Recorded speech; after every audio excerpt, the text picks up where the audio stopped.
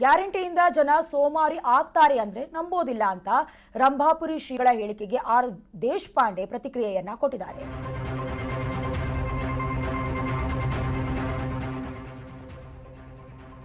ಗ್ಯಾರಂಟಿಯಿಂದ ಜನ ಸೋಮಾರಿ ಆಗ್ತಾರೆ ಅಂದ್ರೆ ನಂಬೋದಿಲ್ಲ. ರಂಭಾಪುರಿ ಶ್ರೀಗಳ ಹೇಳಿಕೆಗೆ ಆರ್ ದೇಶಪಾಂಡೆ ರಿಯಾಕ್ಟ್ ಮಾಡಿರೋದು. ಶ್ರೀಗಳ ಬಗ್ಗೆ ಗೌರವ ಇದೆ, ಆಶೀರ್ವಾದ ಅಂತ ತಿಳ್ಕೊಳ್ಳೋಣ. ರೇಷನ್ ಕೊಡ್ತಾ ಬಂದಿದ್ದೇವೆ, ಬಡತನ ದೂರ ಆಗಬೇಕು, ಈ ದೃಷ್ಟಿಯಿಂದ ಗ್ಯಾರಂಟಿ ಯೋಜನೆಯನ್ನ ಹಾಕಿಕೊಳ್ಳಲಾಗಿದೆ. ಹೀಗಾಗಿ ಪೂಜ್ಯ ಗುರುಗಳ ಬಗ್ಗೆ ನಾನು ಕಾಮೆಂಟ್ ಮಾಡೋದಿಲ್ಲ ಅಂತ ಡಿ.ಕೆ.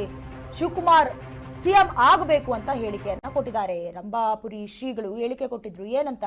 ಗ್ಯಾರಂಟಿಗಳಿಂದ ಮತ್ತೆ ಸೋಮಾರಿ ಆಗ್ತಾರೆ ಜನ ಅಂತ. ಅದಕ್ಕೆ ರಿಯಾಕ್ಟ್ ಮಾಡಿದ್ದಾರೆ ದೇಶಪಾಂಡೆ. ಏನ್ ಮಾತನಾಡಿದ್ದಾರೆ ನೋಡ್ಕೊಂಡ್ ಬರೋಣ. ಪೂಜ್ಯ ಗುರು ಬಗ್ಗೆ ಬಹಳ ಗೌರವ ಇದೆ.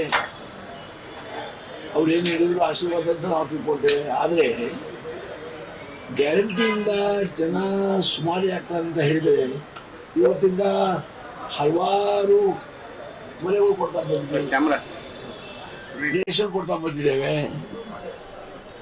ಬಡತನ ದೂರ ಆಗಬೇಕು, ಈ ದೃಷ್ಟಿಯಿಂದ ಸರ್ಕಾರ ಹಾಕಿದ ಕಾರ್ಯಕ್ರಮ.